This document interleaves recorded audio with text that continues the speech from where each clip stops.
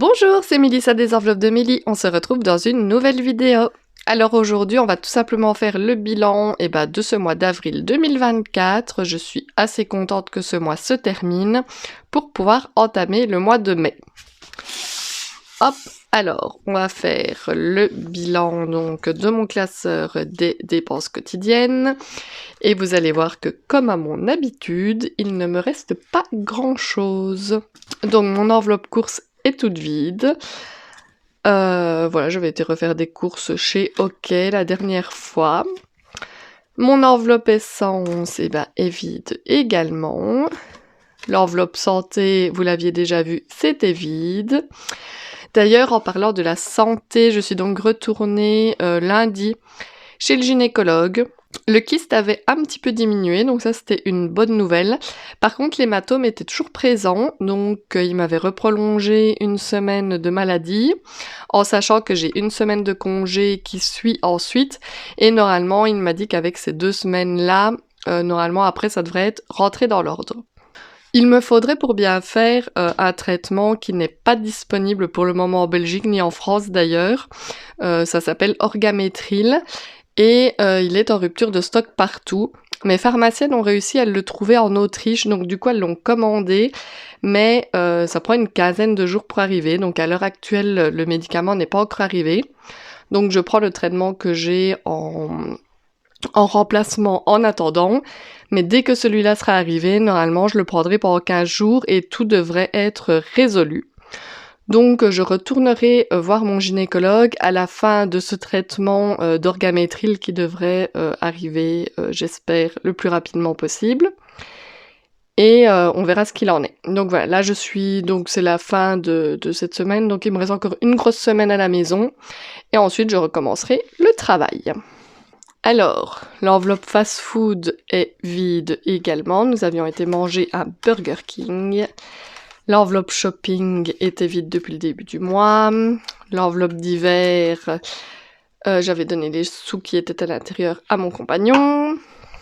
Lexi, il lui reste 20 €. Et j'ai pris 10 € dans mon portefeuille l'autre jour, au cas où elle voudrait faire une petite dépense, mais elle ne les a pas dépensés. J'ai oublié de les remettre dans l'enveloppe. Donc il lui reste bien 20 €. Donc je replacerai ici les 10 € que j'avais pris dans mon portefeuille. Georgie, son enveloppe était vide. Et moi, mon enveloppe était vide également chez Action, comme d'habitude. Donc voilà, de nouveau, une nouvelle fois, toutes des enveloppes vides, mis à part celle de Lexi. Mais bon, comme je le dis toujours, l'argent qu'on place dans les enveloppes, c'est de l'argent qu'on s'autorise à dépenser. Donc, je l'ai tout simplement dépensé. Et puis voilà. Hop. Et on va voir tout de suite au niveau de mes épargnes ce qu'il en est. Je pense que ça n'a pas beaucoup bougé. L'enveloppe fonds de secours est toujours à 200. L'entretien de la voiture est à 150. Les anniversaires, il reste ici 40 € qui seront pour ma belle-maman qui fête son anniversaire. L'enveloppe fête était redescendue à 0. Les animaux, il y a toujours 70 €, ça n'a pas bougé. Loisirs et sorties, il n'y avait rien. Dans l'enveloppe maison, non plus. J'ai vidé je vais y arriver. J'ai vidé l'enveloppe école et stage parce que j'ai dû repayer la piscine de Lexi. Voilà. Et l'enveloppe vacances, il n'y a encore rien dedans. Donc voilà, mis à part cette enveloppe qui a bougé, tout le reste est tel quel, j'ai envie de dire. Donc voici. Hop, ce fut un rapide bilan donc de ce mois d'avril. Au mois de mai, il y a beaucoup de choses qui vont changer dans mon budget. Je vais vous préparer une vidéo dans les jours qui viennent où je vais établir un petit peu mon nouveau budget avec vous. Parce que comme vous le savez, j'ai dû faire un crédit. Enfin, on a fait un crédit pour pouvoir s'acheter des panneaux photovoltaïques. pour changer les corniches, etc. Donc voilà, on a fait un petit prêt travaux que du coup on doit rembourser tous les mois en plus. Donc voilà, donc ça chamboule un petit peu mon budget.